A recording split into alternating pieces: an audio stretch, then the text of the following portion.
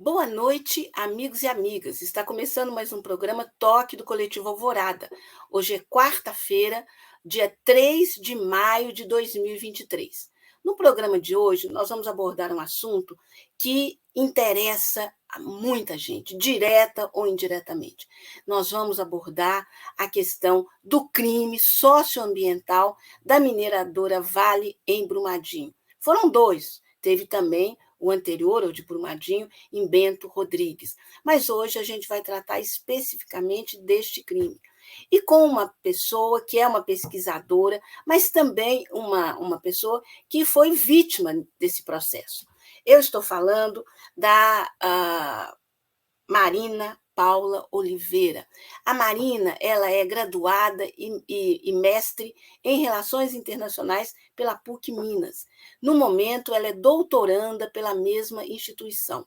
E ela defendeu uma dissertação de mestrado que ela trata exatamente dessa questão desse crime e de como se deram as negociações para a indenização das pessoas, e, na verdade, muito do que foi feito com o dinheiro, né, dessa indenização, acabou contemplando demandas que não eram dessas pessoas.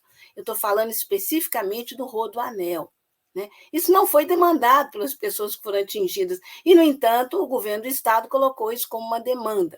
Mas, para a gente saber isso em detalhes, ninguém melhor do que a Marina, que está lançando um livro sobre esse assunto. O lançamento do livro é no próximo dia 13 de maio, lá na PUC Minas, mas ela vai contar isso direitinho para a gente. Então, eu vou chamar o nosso parceiro de sempre aqui no programa, o jornalista Márcio Macedo. Boa noite, Márcio. Boa noite, Ângela. Boa noite a todos e todas que nos acompanham.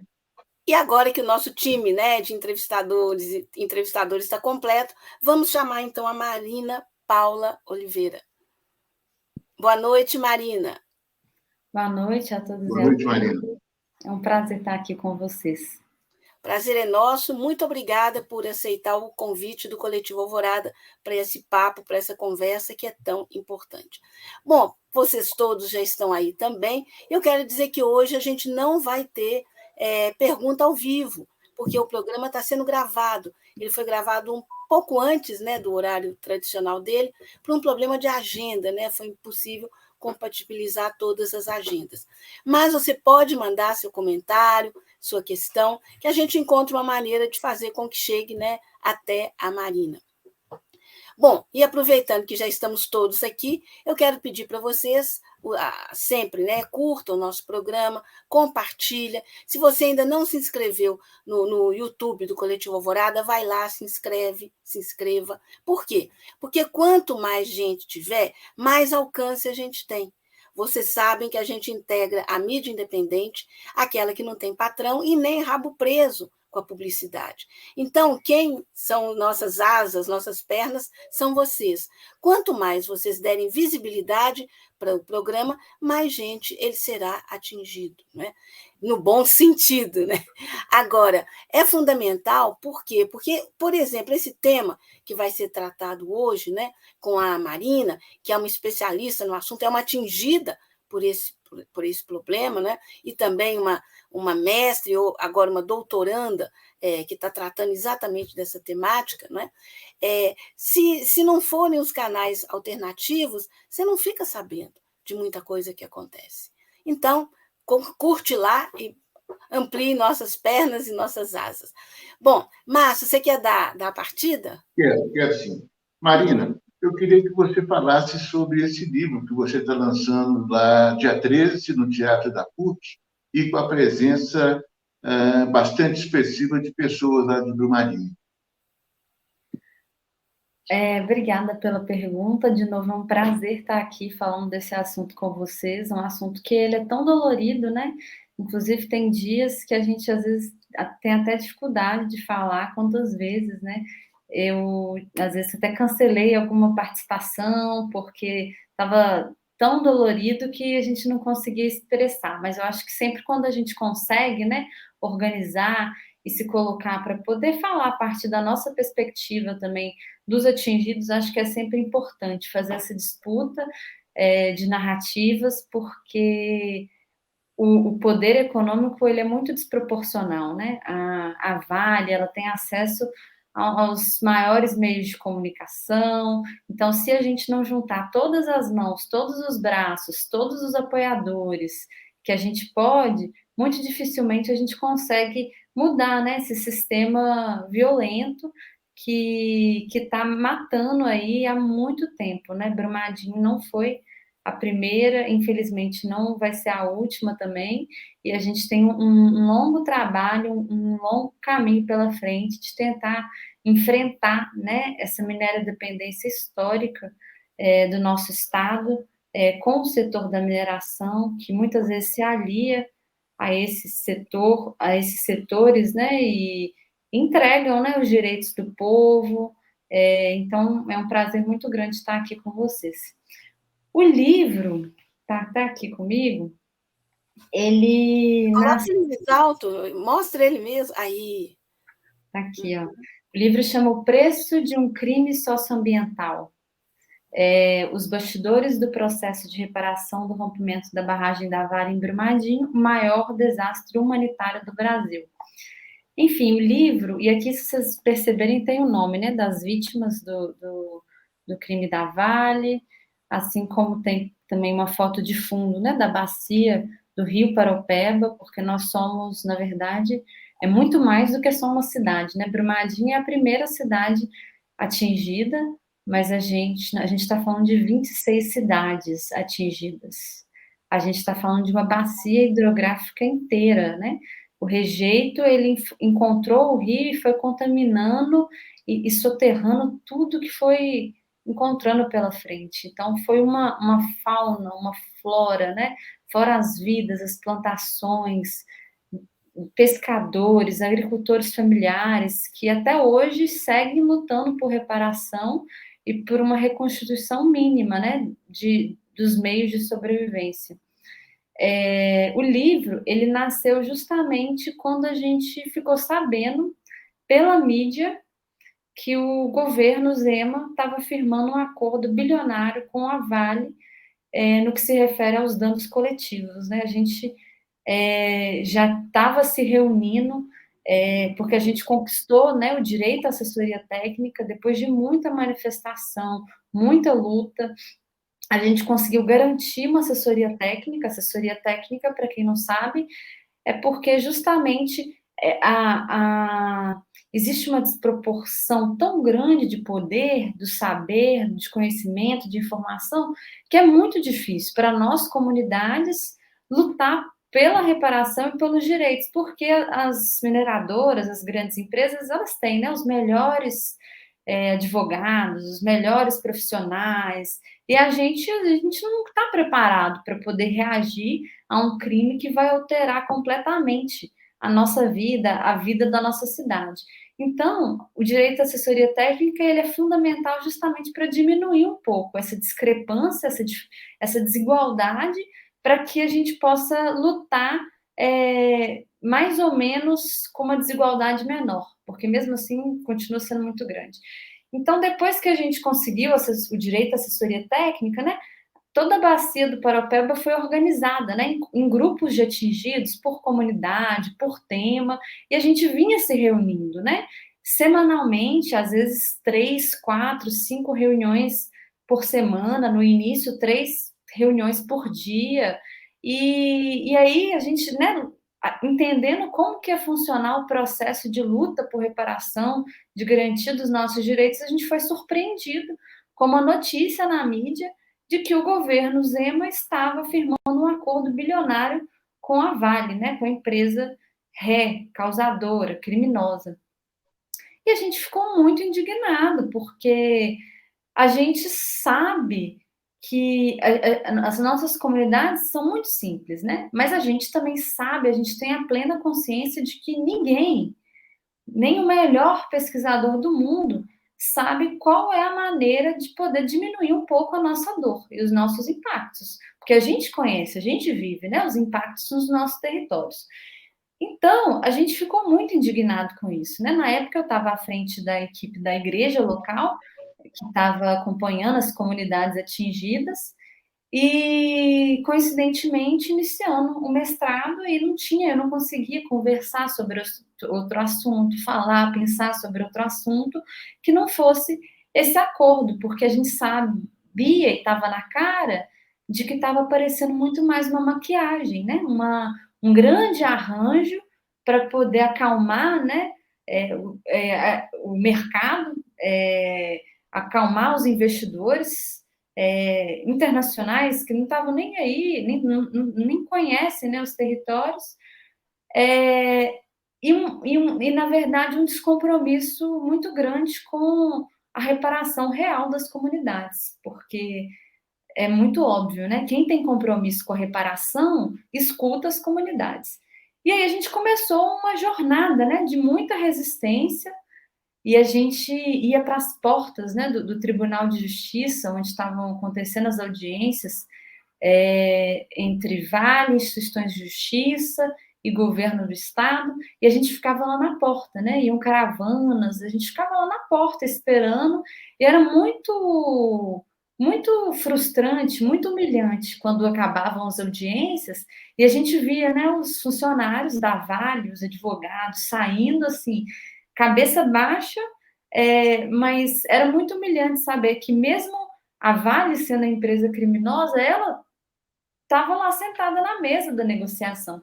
E a gente, né, as vítimas, as comunidades atingidas foram excluídas do processo. A gente tinha que ficar do lado de fora, e não era nem só o fato da gente não ter direito a participar e a gente não ter direito a ser escutado.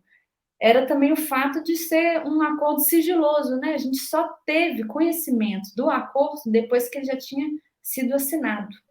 Ou seja, não tinha capacidade nenhuma da gente poder alterar alguma coisa que a gente não tinha gostado, que não... Marina, do ponto de vista legal, isso é adequado, isso é correto? Um acordo sigiloso em que a parte envolvida não sabe do que se trata, como está sendo, não do que se trata, mas como está sendo tratado a questão, e isso legalmente é aceitável?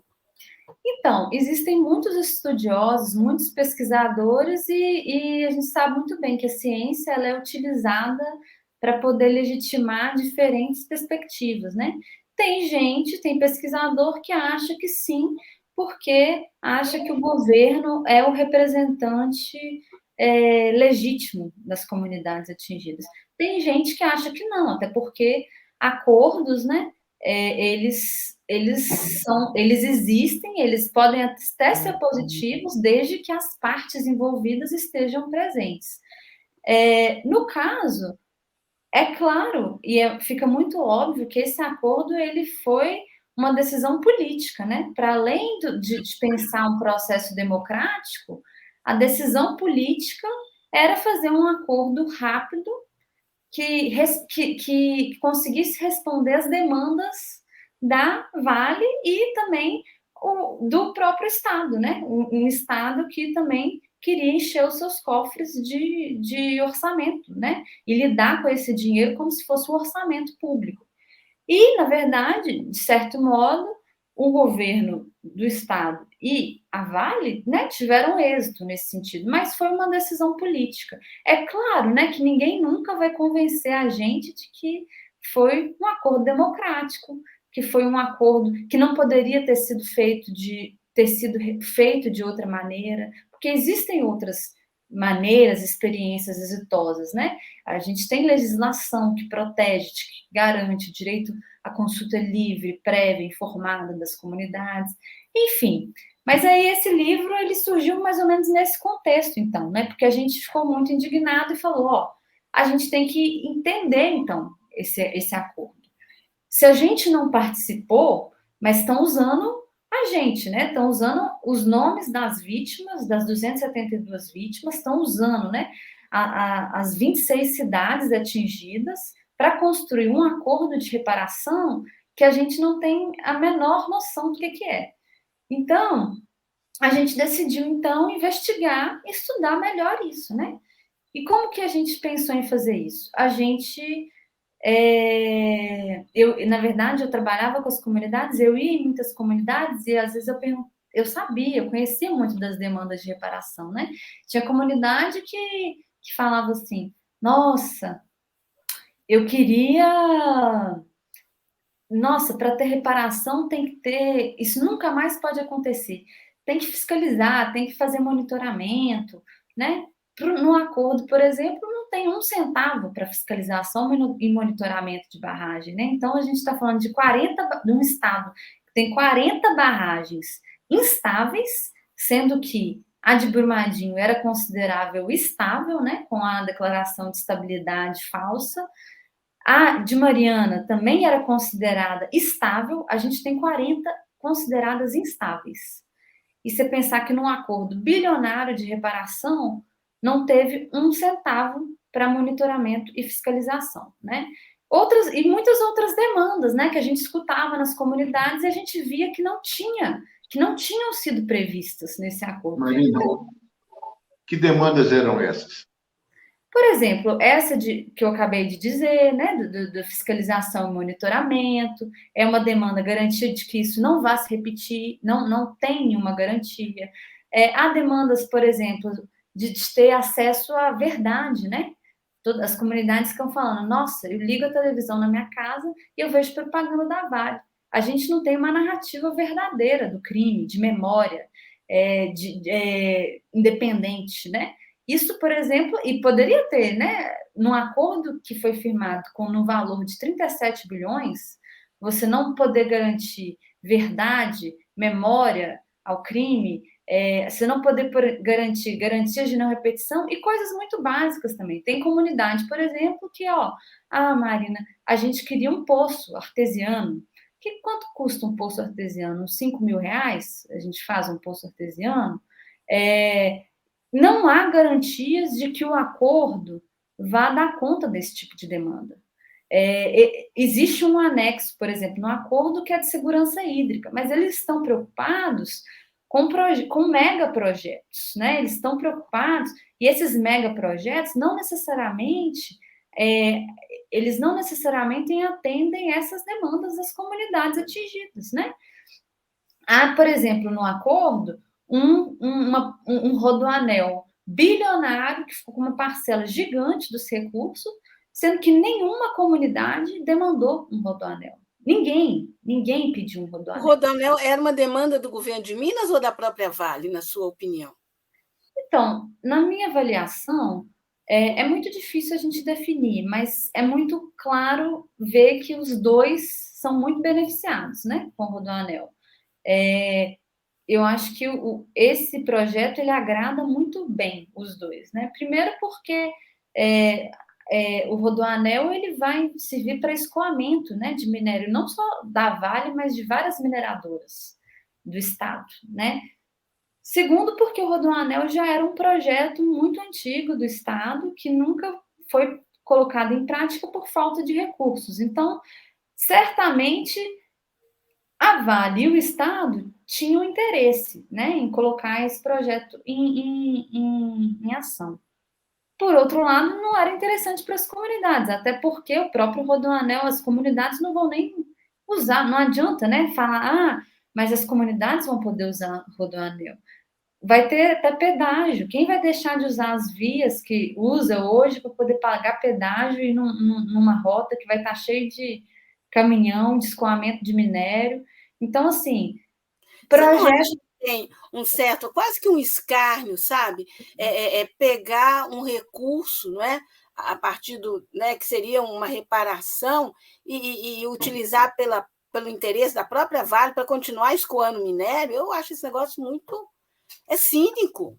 Não, é uma violação de direitos sem tamanho, né? Porque esse recurso, né, esse dinheiro, ele deveria ser utilizado para projetos de vida, né, que não fossem gerar mais impactos e mais mortes.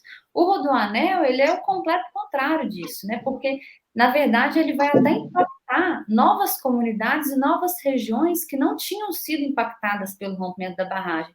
Muitas famílias vão ser desapropriadas, comunidades tradicionais que estão na reta ali do rodoanel, que vão ser atropeladas, né, se a gente não conseguir mudar isso. Mas, infelizmente, o rodoanel não é o único projeto violento e que causa morte que está previsto dentro do acordo, né? Por exemplo, com o dinheiro do acordo, está sendo financiado o Plano Estadual de Mineração de Minas Gerais. Mas isso aí é um absurdo. Se o reparo é pelo que a mineração causou, ele vai financiar mais mineração? Exatamente, isso parece óbvio, né? Mas, na verdade, a gente tem repetido e demandado coisas óbvias há mais de 4 anos, né? As comunidades, a gente não quer muita coisa, né? É água de qualidade, porque muitas comunidades estão vivendo aí na base da entrega de água mineral, caminhão-pipa, poder plantar, né? Ter acesso a um alimento saudável, né? Tem crianças, adultos em Brumadinho que já estão com metais pesados no sangue. Não tem nenhuma política de saúde, uma política pública de saúde para orientar como que a gente faz. O que a gente faz? Tem como tirar esse minério? O que isso pode causar no longo prazo? Ninguém fala nada, né? Só aparece nos exames, nos resultados. Então, assim, o que a gente demanda, o que as comunidades demandam, é muito óbvio. É isso, é não repetição, é justiça, responsabilização criminal dos envolvidos, é direito à verdade, à memória, e não propaganda enganosa que a gente assiste, né, todo santo dia. É direito à água de qualidade, potável, sem estar contaminada, direito ao alimento, porque agora é difícil até plantar, porque como que a gente vai saber, né, o que não está contaminado, o que não está. Direito à saúde, né, a gente poder viver bem, direito a trabalhar com dignidade, sem ser assassinado dentro do próprio trabalho, como foi o caso da maioria das vítimas. Elas estavam trabalhando, né, no horário de serviço, no horário do almoço, elas foram assassinadas dentro do trabalho. É direito de ter uma casa, sem que essa casa seja soterrada num piscar de olhos, né? Então, são coisas óbvias mesmo. E, na verdade, o conluio do governo Zema com a Vale é inacreditável. A gente não tem nem... Parece que não há nem um esforço de maquiar. É uma violência, é um conluio, é um conchavo mesmo, escancarado, né? Com o dinheiro da reparação, fazer esse tipo de coisa.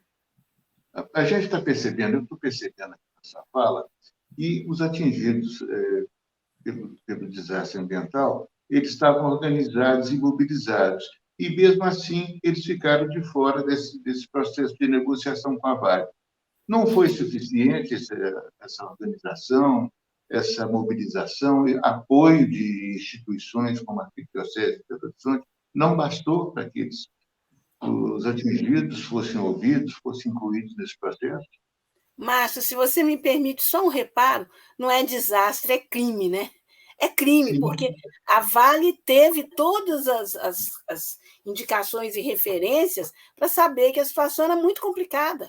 E aí, quando a gente fala nas narrativas, não é? Quer dizer, eu acho que a gente tem que insistir no termo que é crime, porque o desastre é por obra da natureza, o ser humano não tem, digamos, parte nisso, né? A mineradora não teria parte nisso. Agora, crime não, ela é parte culpada nessa história. Né? Então, assim, é porque na hora de escrever eu sempre, né, eu estou frisando a questão do crime, porque eu vejo a mídia colocando sempre o desastre, não sei o quê. Não foi desastre, não foi. Não sei se a Marina concorda, eu acho que sim, né, Marina? Com toda certeza. Mas, enfim, sobre essa pergunta, Carlos, infelizmente não, né? Mas isso também não é novidade, porque a gente está acostumado a ser atropelado e tratorado pelos setores privados, né? Pelas elites econômicas. É muito poder econômico envolvido, né? Infelizmente tem gente que lucra, né? Com a morte, com a desgraça, com a contaminação. Então, essas pessoas, elas também são muito organizadas. E elas se aproveitam também de uma relação de minério-dependência histórica, né? E com muito acesso também aos principais tomadores de decisão de muitos órgãos, né? Então, infelizmente, essa batalha a gente sabe que a gente a gente não vai vencer também da noite para o dia. Mas isso não significa que a gente vai acatar também, né? O que eles construíram sem a nossa participação. A gente não vai deixar nenhum direito para trás, mas a gente vai seguir denunciando, né? Esse acordo com uma das maiores violências, né? A democracia, a participação popular, mostrar que esse acordo não é modelo, porque o que tem acontecido é que o governo Zema tem usado esse acordo como se ele fosse um modelo, né? Usando ele para poder defender outros acordos dessa natureza, né? E assim foi firmado o acordo de macacos, e assim agora está tentando se firmar também o acordo de Barão de Cocais, e assim também estão tentando também firmar, né, o acordo do Rio Doce. Então, o fato da gente ter sido excluído não significa que que as nossas demandas morreram, né? Pelo contrário, justamente porque a gente não participou, é que as nossas demandas, né, por justiça, por reparação, elas continuam válidas, porque a gente não foi nem escutado. Então, se elas não foram contempladas, a gente vai continuar demandando até que elas sejam contempladas também. Uhum. Marina, a gente sabe que você, além de pesquisadora, desse livro ser fruto do seu trabalho como no mestrado, a gente sabe que você também pessoalmente foi atingida. Eu gostaria que você falasse um pouco sobre isso, né? Você, sua família, seus amigos. Então, na verdade, todo mundo, né, da cidade de Brumadinho e também todos que vivem a 1 quilômetro da margem do Rio Paraopeba são atingidos. A gente está falando de 1 milhão de atingidos, né? E a princípio, assim, por determinação do juiz, né? Então, isso é um trunfo que a gente também guarda, né? As formas, né, de atingimento, elas são diversas, né? A gente teve pessoas, por exemplo, que perderam... Se a gente fala que Brumadinho tinha uma população de 30 mil habitantes, quase 300 morreram, é uma parcela da população muito grande, né? Todo mundo perdeu alguém, amigos, professores, familiares. Nossa, quantas pessoas que estudaram comigo na escola, né? Quantas pessoas próximas, pessoas que eu considerava da minha família. Mas, para além disso, né, a gente está falando de uma cidade que teve o seu modo de vida completamente contaminado, né? Então, completamente alterado. Então, as pessoas de Brumadinho hoje, elas estão sendo contaminadas a conta-gota, né? Sem ter uma política de saúde deliberada para poder conter isso, né? Fora isso, um aumento do nível, né, de depressão, de ansiolítico, de suicídio, de alcoolismo enorme também, que o sistema de saúde não tem dado muita conta, assim. E, enfim, né, acho que mil maneiras. Mas eu queria falar, porque eu acho que seria injusto não falar disso, sobre o livro, como que ele foi também um resultado da participação das lideranças comunitárias de Brumadinho, né? Porque, na verdade, né, a gente ninguém faz nada sozinho, né? E assim também foi o livro, né? As lideranças das comunidades de Brumadinho, que foi o recorte da pesquisa, elas se envolveram, elas ajudaram a responder as entrevistas, elas aplicaram as entrevistas, elas ajudaram a transcrever as entrevistas, a marcar, agendar algumas entrevistas, e no final das contas a gente conseguiu entrevistar dezenas de lideranças comunitárias atingidas, familiares de vítimas de Brumadinho, mas também a gente conseguiu entrevistar o próprio governo Zema, que participou do acordo, com vários organismos, né, internos que participaram das negociações. Conseguimos também entrevistar todas as instituições de justiça que participaram do acordo, inclusive a DPU, né, a Defensoria Pública da União, que não concordou com o processo como ele estava se dando, sem participação, e saiu, né, no meio das negociações, abandonou. E aí, entrevistando todos esses atores, foi muito legal. E, inclusive, a gente conseguiu entrevistar também a própria diretoria de reparação da Vale, né? Então, o que a gente fez? A gente conseguiu entender o que cada ator queria como reparação, qual que era a expectativa de cada ator, e depois a gente foi lá e comparou com o texto do acordo, para tentar identificar quais foram os atores que foram, de fato, mais beneficiados ou que tiveram as suas expectativas melhor atendidas. E aí é óbvio, né? A gente vê como que o texto do acordo ele é muito mais reflexo da própria Vale, do próprio governo do estado, do que das comunidades que não participaram. E é muito interessante ver como que cada ator entende, né, o conceito de reparação de uma maneira diferente. Então, assim, ao longo do livro é muito legal, porque você vai ter várias citações de atingidos, de funcionários da Vale, de funcionários do governo do estado, que vão trazendo perspectivas diferentes sobre as mesmas temáticas, né? Sobre os mesmos assuntos.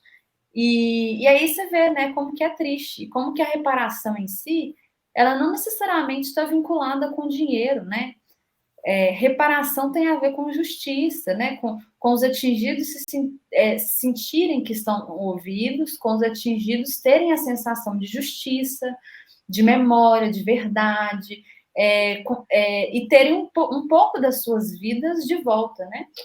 E isso não necessariamente tem a ver com um recurso bilionário. Eu aposto que se fosse feito um acordo, às vezes até com um valor inferior a esse, mas que tivesse tido uma participação verdadeira das comunidades atingidas, as comunidades teriam uma sensação de maior reparação do que tem hoje. Porque hoje, a sensação que as comunidades têm é abandono, injustiça, descaso, e é isso, né? Então, acho que isso é uma questão também muito interessante de pontuar. Marina, no ano passado, a sua militância criou algumas situações em que, inclusive, sua vida esteve em risco. Você acha que, com a publicação desse livro, essas ameaças vão aumentar? Pois então, eu, sinceramente, eu tenho a plena consciência de que eu não sou especial. Muitas lideranças comunitárias de Brumadinho passaram e ainda passam por essas situações. A gente está enfrentando interesses econômicos muito poderosos, então é natural que eles reajam, porque eles não querem perder os privilégios que eles têm, né, históricos. Então é natural que isso aconteça, assim, apesar de ser muito ruim, né, a gente defender coisas tão básicas e ter uma reação tão desproporcional e tão violenta assim. Mas esse é um primeiro ponto, sabe? Ter a consciência de que não é uma coisa personalizada, pessoal. Na verdade, é justamente pela atuação coletiva, né? E muitas pessoas, eu conheço, né, da minha comunidade, da minha cidade, da Bacia do Paraopeba, também passam por isso, né? Eu acho que no ano passado as coisas estavam muito piores porque a gente, para além de ter, né, um governo estadual conivente com a mineração, a gente também estava situado numa conjuntura nacional também muito ruim, né, em relação à defesa dos direitos humanos, dos direitos, né, da natureza, e numa polarização muito grande, né, num contexto de muito conflito. Então, defender comunidade indígena, comunidade quilombola, direitos humanos, tudo isso tinha os grupos, né, que ameaçavam, os grupos que intimidavam esses defensores de direitos humanos, eles se sentiam amparados e apoiados, né, pelo presidente, né, e também por várias outras pessoas indicadas pelo presidente que estavam ocupando cargos importantes, inclusive a gente dentro, né, de organismos de direitos humanos, a gente tinha várias pessoas ligadas também ao bolsonarismo. Então, eu acho que era uma situação muito particular, porque a gente se sentia completamente desamparado, não tinha para quem recorrer, né? Quem que pode proteger? Eu acho que agora a conjuntura é diferente. Eu acho que agora pelo menos a gente sabe que existem alguns pontos de luz em alguns órgãos e organismos que podem apoiar a gente em alguma situação mais extrema, em alguma situação mais emergencial. E também são 4 anos, né, de luta e também de ser confrontado com situações muito, ah, muito emergenciais mesmo, né? E a gente vai aprendendo também a se proteger, a gente vai aprendendo que a segurança, ela também é coletiva, a gente tem os cuidados que a gente toma, né? Protocolos que a gente segue, e isso também minimiza muitas coisas. Então, assim, a gente não vive com medo, não. A gente, Agora, inclusive, a gente sabe, né, da sua força, da sua garra, da sua determinação, mas teve um momento que a barra pesou muito para o seu lado, tanto que você teve que deixar o Brasil. Não sei se você quer falar sobre isso, mas eu acho que seria importante, né, Márcia? Sim. não. Teve, né? Eu fui para esse programa de proteção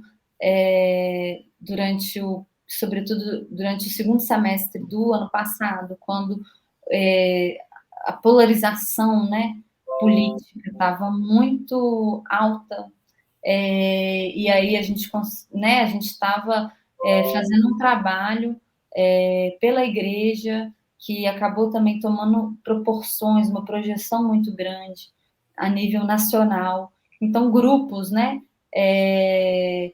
que se incomodaram com essa defesa de direitos, né, de todo o Brasil, de diferentes estados, acabaram também migrando, né, e encontrando também, não só em mim, mas em outras figuras também que estavam à frente, como se fossem as pessoas a serem crucificadas. Mas é isso, né? A gente foi para o programa de proteção, não foi fácil, não foi triste, não foi alegre, pelo contrário, né? Nesse período, não só nesse período, mas bem antes, né? Não tem como você viver com tanta violação de direitos também não adoecer, né?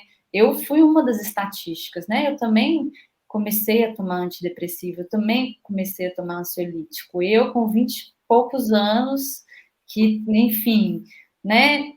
Tive várias oportunidades, enfim, de estudo, de viagem, me adoeci completamente, porque simplesmente é apavorante, né? A gente lidar com uma situação de tanta violência e se sentir tão impotente também.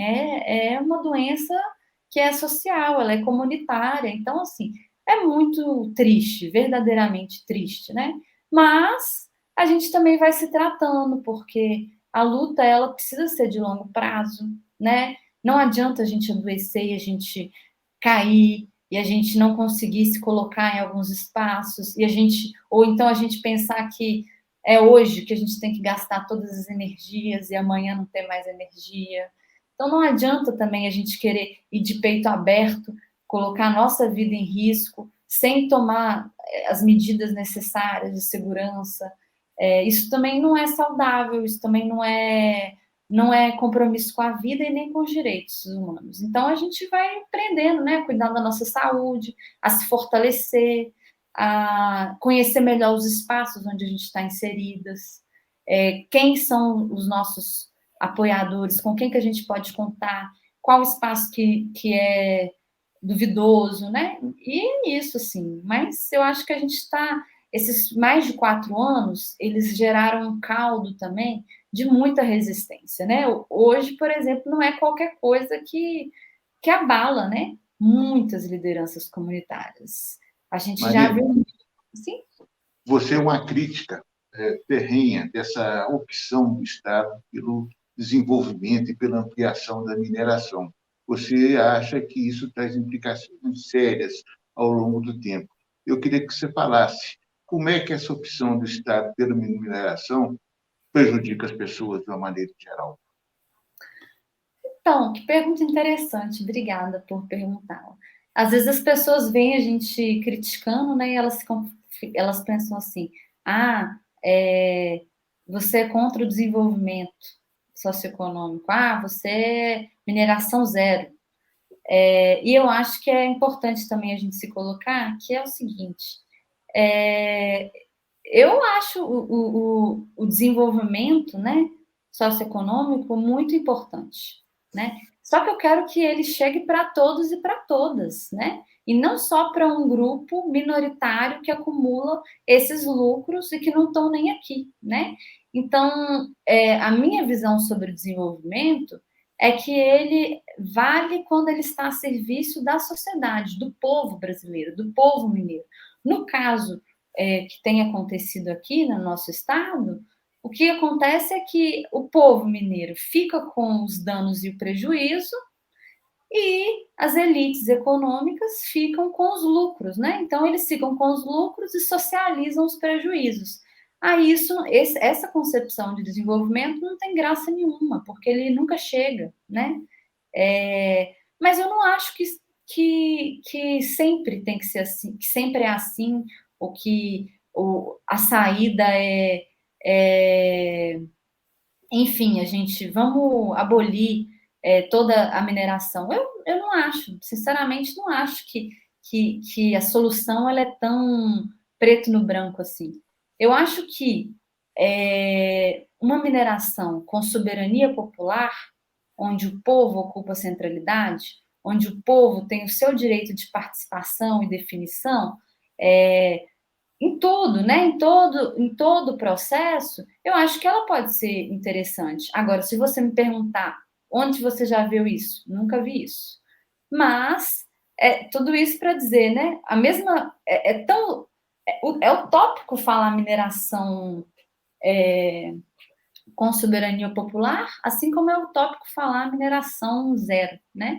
Mas eu acho que para a gente pensar soluções complexas para esse tipo para esse problema que a gente enfrenta a nível de Estado, a gente precisa falar, né, debater mineração com soberania popular, a gente precisa debater reciclagem, porque não adianta, né, ir explorando, degradando as serras, o nosso patrimônio, os nossos recursos naturais, como se eles não tivessem fim, sendo que a gente sabe que eles são finitos, enquanto tem um tanto de lixo, de metal que a gente não sabe aproveitar e que está, né, causando mal ao meio ambiente. Então, se for para falar de mineração com soberania popular, ela tem que estar associada também à reciclagem do que já existe, do que pode ser aproveitado para não cair num consumismo, né, burro. A gente tem que falar sobre essas questões e também sobre devolutiva, né, para a sociedade. Mas eu não estou falando, porque o que acontece hoje é que as mineradoras em Minas Gerais, muitas só negam impostos, né? Elas simplesmente, o que a Vale faz, por exemplo, ela só nega imposto, né? Ela pega o minério aqui, vende mais barato para filial na Suíça, e depois da filial na Suíça, vende no preço de mercado para a China, para outros países. Então, o dinheiro, né, que poderia ser investido nas comunidades, ele nunca chega. E aí a gente vê projetos paliativos, né? Aí vai lá, vem uma Vale, faz um festival do minério numa comunidade, numa cidade minerada, pinta um meio-fio de branco e quer tentar impor para as comunidades que isso é desenvolvimento, sendo que as nossas escolas estão muito fragilizadas, precisando de investimento, e as nossas estruturas locais também. Então, assim, sai aquela quantidade de trem, né, carregado de minério de ferro e chega vazio, não vem nada em troca. Então, acho que falar de desenvolvimento, a gente precisa falar de desenvolvimento socioeconômico, porque desenvolvimento também tem a ver com qualidade de vida, acesso, sabe? E isso é importante, mas é importante se ele chegar para todo mundo, não se ele chegar só para os filhos de meia dúzia, né? Que vão reunindo esses lucros aí, se beneficiando. Marina, Uma coisa... Pois não, Márcio, pode ir. Vai você. Então tá. Uma coisa que me incomoda como cidadã que a gente conhece essa história, não é? Mesmo que eu não tenha visto essa história na mídia corporativa, né? Como ela foi, como ela tem sido, me incomoda muito essa tentativa da Vale, através de uma maneira mecenas, né? Tentar apagar ou criar uma imagem positiva. Então, ela pega e patrocina eventos de arte, festivais, etc. E o que ela deveria fazer efetivamente era essa reparação, né? Assumir os danos, o crime que ela fez, e não, nada, fica colocando trenzinho de Mariana, vamos fazer maravilha o trenzinho de Natal, faz o maior marketing em cima disso. Eu tenho a maior antipatia e repulsa a isso. Como que as pessoas atingidas, você vê esse tipo de atitude da Vale? Eles pensam que a gente não tem capacidade, né, de reflexão para conseguir entender o que eles fazem, porque para eles tirarem o tanto de recurso, causarem tanta destruição, deixarem tantos impactos e depois virem oferecer, né, orquestra para cantar para as mães que perderam o filho na tragédia, projetinho com crianças não sei da onde. Não que essas não sejam iniciativas importantes, necessárias, que as comunidades gostam, mas a gente não quer nenhum favor, né? A gente não quer nenhum projeto paliativo. A gente quer o que é nosso por direito, né? É simples assim. E isso vai ser consolidado quando tiver a participação popular das comunidades, nas definições dos projetos, quando esses projetos forem implementados de maneira independente, sem precisar da tutela da Vale, porque senão fica parecendo que ela está fazendo um favor, né? Que ela está fazendo de boa vontade. Na verdade, a gente não quer nada de boa vontade, né? A gente quer reparação, justiça, a gente quer independência da Vale, a gente não quer que ela se fortaleça mais ainda nos territórios do que ela já se fortaleceu. Pelo contrário, a gente quer que o povo seja fortalecido para a gente poder acumular força e também diversificar a nossa matriz econômica, porque é muito sério, né? Isso da gente ficar dependente financeiramente, ou então, né, o próprio conceito de minério dependência é muito triste. A gente não ter para onde correr, né? E eles vão criando essa narrativa, né? Mesmo que, na verdade, me parece muito mais uma falácia, assim. O nosso povo de Minas Gerais, ele é um povo muito rico, a gente tem muita tradição, muita cultura, muita agricultura, muito artesanato, muita culinária, enfim, muito tudo. E o problema é justamente que esses outros setores são sistematicamente sucateados, né? Por departamentos econômicos do Estado. Porque é por causa dessa relação histórica, né, promíscua, próxima desses setores aí da mineração. Marina, quando a mineradora chega no município, ela influencia, ela impacta tão fortemente a vida das pessoas e, geralmente, o pensamento coletivo costuma refletir o que pensa a mineradora, o que é mineradora. Como é que os municípios, como é que as populações desses municípios podem enfrentar essa situação? Então, quando a mineradora chega nos territórios, ela chega, nossa, eles chegam tudo de terno e gravata, né? Ligam o data show, começam a falar com palavras difíceis que é para a gente não entender, para a gente se sentir inferior, prometem desenvolvimento, prometem escola, hospital, mas na verdade não se comprometem com isso, né, de maneira verdadeira. Acho que a primeira coisa a gente também se organizar, né? É a troca entre as comunidades, né, que já são atingidas, que já foram atingidas, as que ainda vão ser atingidas. O estado de Minas Gerais inteiro é atingido pela mineração, não tem como, né, negar isso, né? Acho que o setor da mineração ele tem uma dívida enorme com o povo mineiro.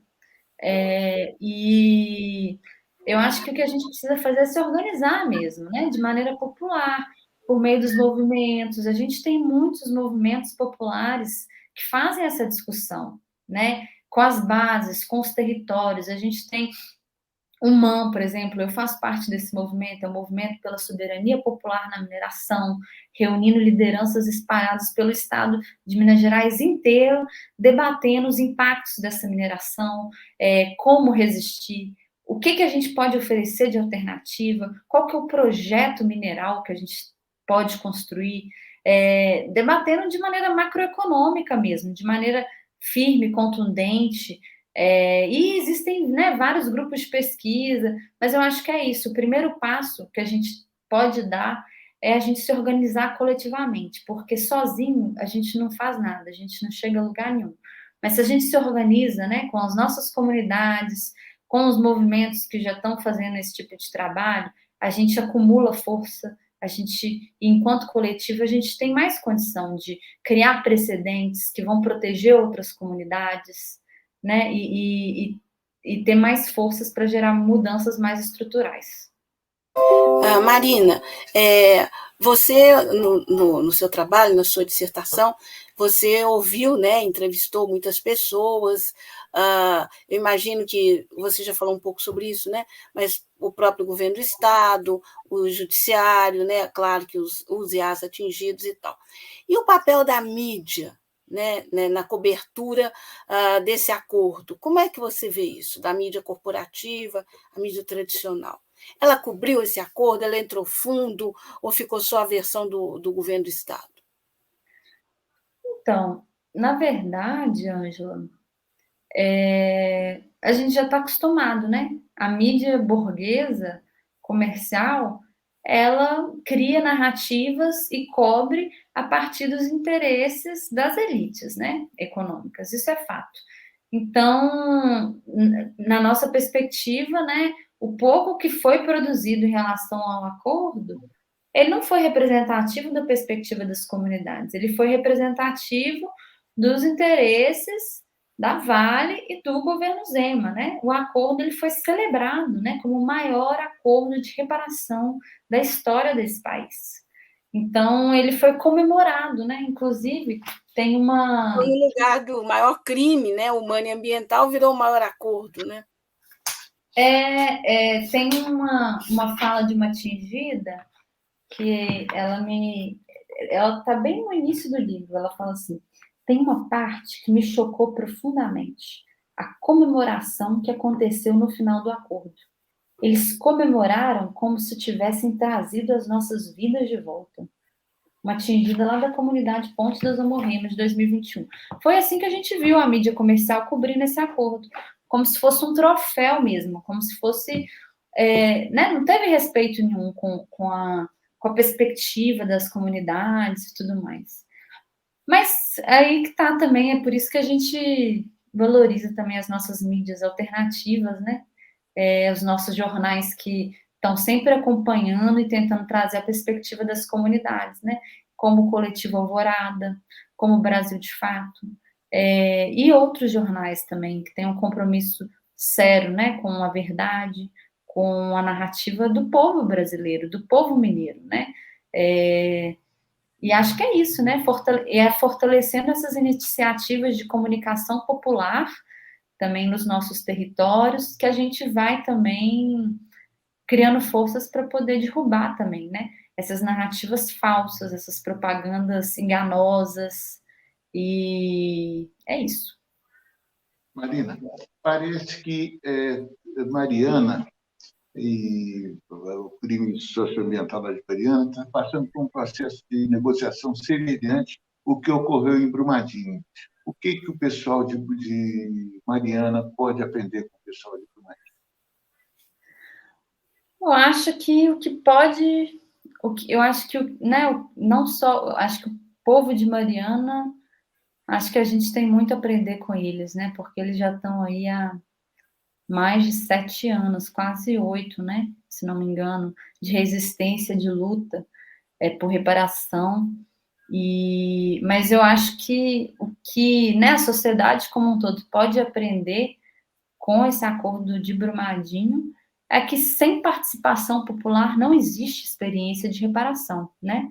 Se as vítimas, se os atingidos não participarem, não adianta terceiros sentarem para resolver uma situação. Pode ter o cachê, o maior cachê da história. Não vai trazer reparação, porque a reparação ela só pode ser construída de maneira satisfatória pelas mãos dos próprios atingidos, né? Com a tutela dos próprios atingidos. E acho que isso é o mínimo, né? Depois de tanta dor, tanto sofrimento, tanta violação de direito, o mínimo que pode ser garantido é que os atingidos participem do processo de reparação. Até porque a maioria das coisas que a gente perde, elas são irreparáveis, né? Não tem preço que paga, a maioria das coisas, né? As vidas que a gente perdeu não tem preço que paga, né?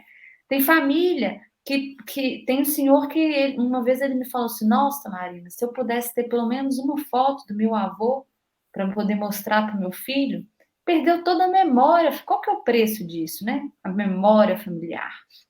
Enfim, eu tinha um tacho de cobre da minha tataravó, que era herança de família, e que se foi. Qual que é o preço disso? Tem coisas que não tem preço, né? Era uma camisa autografada pelo Pelé. Cadê? Então, assim, a maioria das coisas, né? A casa que a gente que construiu com o suor ao longo de muitos anos. A maioria das coisas que a gente perde, elas não têm preço, né? A contaminação que entra no nosso sangue, que a gente faz um exame e vê, deu chumbo, zinco, arsênio e ferro. E se não tem orientação, do que faz? Eu vou morrer daqui 20 anos, isso vai dar câncer. O que eu faço? Meu filho está condenado, a criança? Então, assim, a maioria das coisas, elas não são reparáveis, sabe?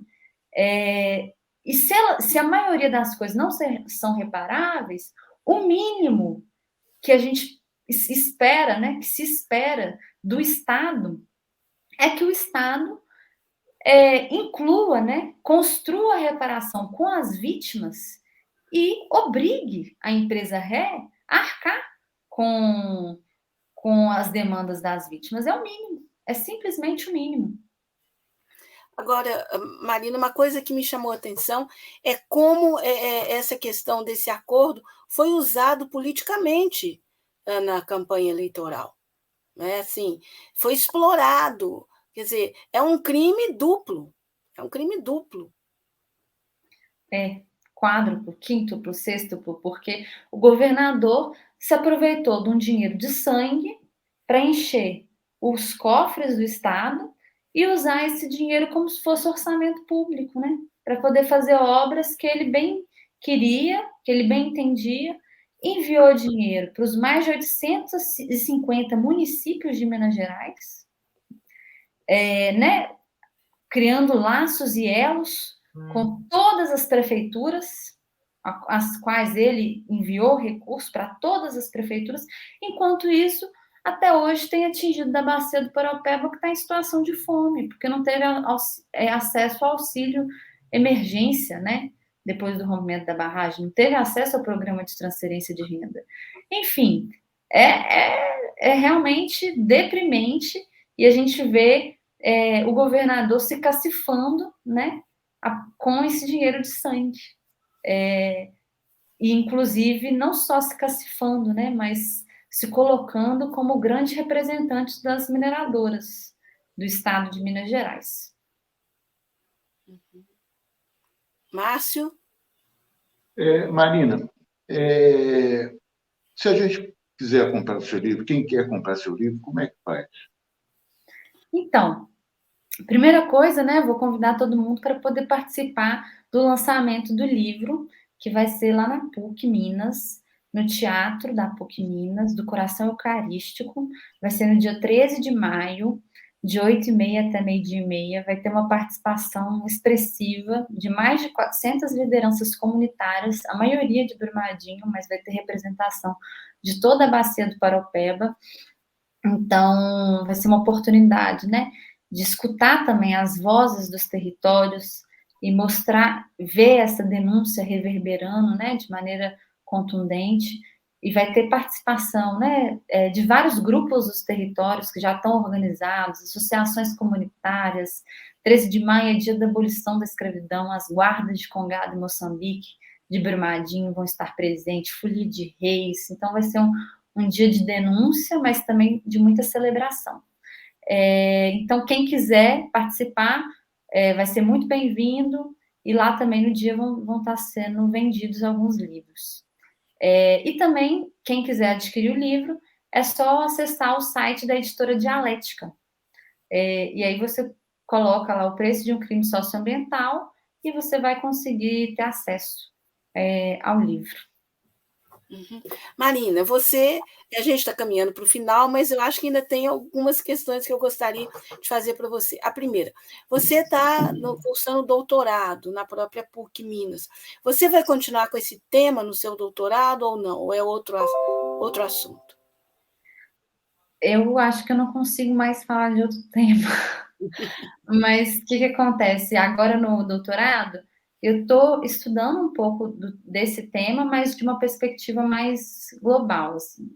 Eu estou estudando um acordo comercial em negociação entre o Mercosul e a União Europeia e as principais violações de direitos, né, por parte do setor da mineração e do agronegócio nos países aqui do Sul, que eu acho que está muito conectado, né, como que esse acordo ele está sendo desenhado, também sem a participação das comunidades atingidas, ou em risco, né, e a gente vê também como que esses setores, né, do agronegócio e da mineração estão com uma ofensiva muito grande nesse acordo e vão ser os setores mais beneficiados com o firmamento desse acordo.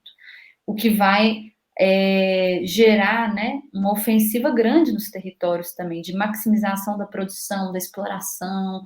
Isso, no longo prazo, pode gerar danos também muito graves. Então, eu estou estudando isso agora no doutorado. Aí, gente, está na tela, né, a dica de como vocês fazem para comprar, ter acesso ao livro, comprar, né, dar uma olhada e comprar. Eu acho que é uma obra fundamental. As pessoas que tiveram acesso e acompanharam dizem que está muito bem, além de muito bem pesquisado, muito bem escrito, e é a nossa história imediata, né? História do que está acontecendo aí aos nossos olhos, e muitas vezes isso nos escapa, não é? Porque acaba ficando aquela parte mais o geral, aquilo que interessa mais aos poderosos, e a realidade, ela nos escapa. Então, uma forma da gente conhecer por dentro esse acordo tão lesivo, tão maligno, né? Eu acho que eu posso usar essa palavra.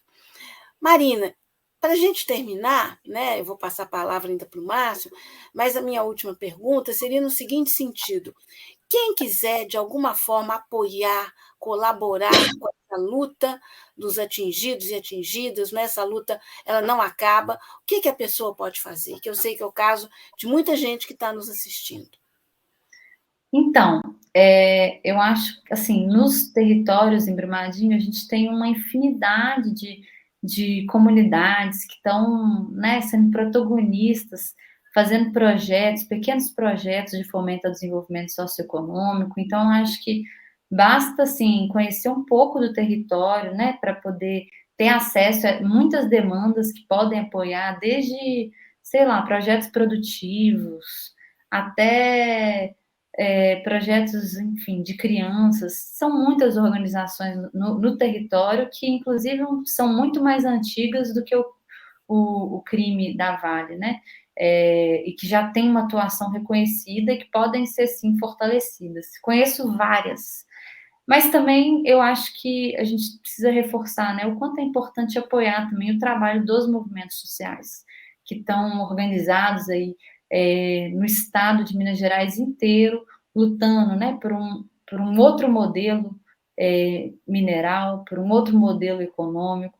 É o caso do MAN, do Movimento pela Soberania Popular na Mineração, e outros movimentos também, o MST, o MAB, Levante Popular da Juventude, Movimento Brasil Popular, inúmeros movimentos que têm comprometimento, que têm trabalho de base, né, em vários territórios e que estão aí construindo, né, no dia a dia com essas pessoas, com o povo e eu acho que podem e precisam ser apoiados também. Acho que é isso. Mas eu vou também deixar o meu e-mail aqui, se alguém quiser entrar em contato, vai ser um prazer.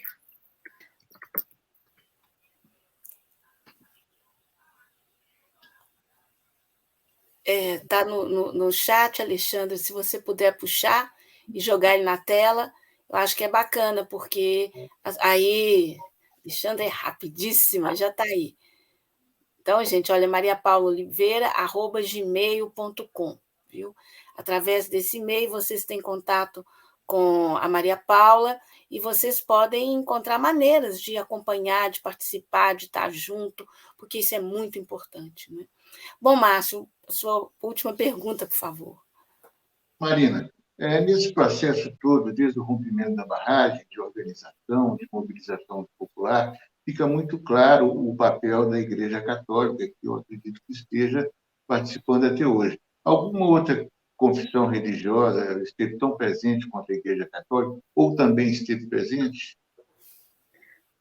Eu acho que, né, tem várias organizações, várias igrejas que, enfim, fizeram o trabalho, né, de apoio emergencial do jeito que deu para fazer, sobretudo no início, né, do crime da Vale, e tiveram uma atuação muito, muito interessante no apoio emergencial, né, às comunidades atingidas. Acho que a gente precisa bater palma, tirar o chapéu mesmo. Mas acho que é isso, é importante também a gente dar um passo a mais, né? Porque essa situação de apoio emergencial, ela infelizmente não é suficiente para a gente poder enfrentar esses problemas que a gente já entendeu que são estruturais, né? Isso significa que a gente precisa também de muitas organizações e que, né, as igrejas católicas, evangélicas, de outras matrizes, né, matrizes africanas e outras religiões, que elas se envolvam também na pauta e na construção política de um outro modelo, né, de sociedade, de um outro projeto de Estado. E isso a gente só vai ter êxito se todas essas organizações, né, incluindo as igrejas, se envolverem nessa disputa política também, porque é a partir da política que esses tomadores de decisões vão construindo esses arranjos que vão gerando violências. Então, também é a partir da política que a gente vai conseguir garantir uma sociedade mais justa, mais solidária, menos desigual, né? Então, acho que o desafio agora é a gente conseguir, né, essas organizações, religiosas ou não, se inserirem, se preocuparem, terem um compromisso também com essa pauta tão importante política, que é o que vai garantir as mudanças estruturais que a gente precisa. Bom, gente, estamos chegando ao final de mais esse toque do Coletivo Alvorada. A gente estamos conversando ainda com a Marina Paula, e ela fez esse relato tão importante do trabalho dela, da pesquisa dela, que é também uma vivência muito sofrida, não é? A partir do crime humano e ambiental cometido pela mineradora Vale, em Brumadinho, mais um crime, não é, Marina? E depois a luta, né, pela reparação, e esse acordo criminoso, esse acordo de sangue, né, que acabou contemplando os interesses da Vale, do governo de Minas, né, com o Rodoanel, e as populações atingidas continuaram, né, a ver navios. Né? Então, Marina, palavra aberta para suas considerações finais. Gente, obrigada mais uma vez. Acho que a gente precisa das mãos, dos braços de todos e de todas, né? Para a gente poder construir essa Minas Gerais que o povo mineiro merece, né? Uma Minas Gerais mais justa, mais solidária, mais plural e livre, principalmente da minerodependência. Então, acho que é isso, né? Muito obrigada a todos que se sensibilizam, que se solidarizam. Acho que é muito importante, porque o povo mineiro, em geral, é um povo atingido, né, pelos impactos da mineração predatória. E, infelizmente, né, se você ainda não foi atingido, tudo indica que você ainda vai ser atingido, né? O pessoal aí de Belo Horizonte, por exemplo, já está aí com a faca na cabeça, né? Com várias bacias, com as principais bacias hidrográficas que abastecem a região metropolitana em risco, né? Comprometidas.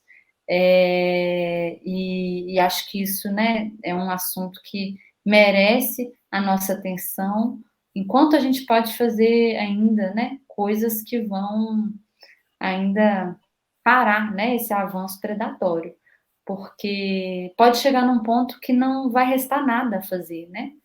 Então, e se chegar nesse ponto, que eu acredito que não vai chegar, porque o povo, a gente é mais gente, a gente tem mais força, a gente só precisa se encontrar.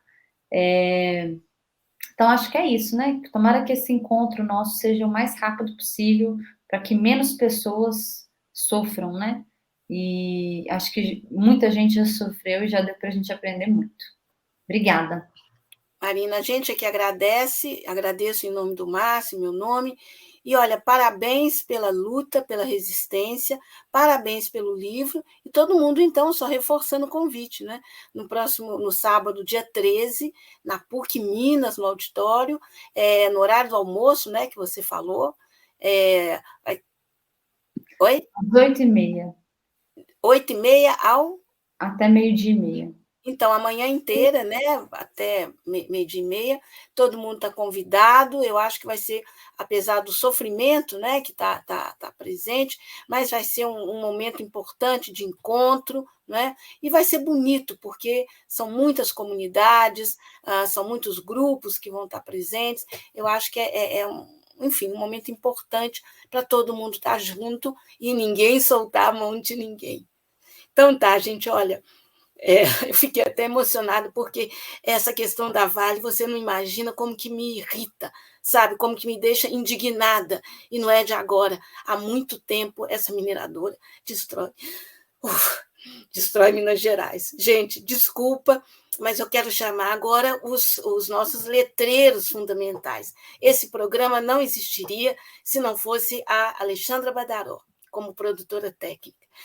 E ele não existiria também se não fosse a produção executiva do Pedro Martins. Obrigada, gente. Fora Vale. Obrigada, gente. Até semana que vem. Valeu. Tchau.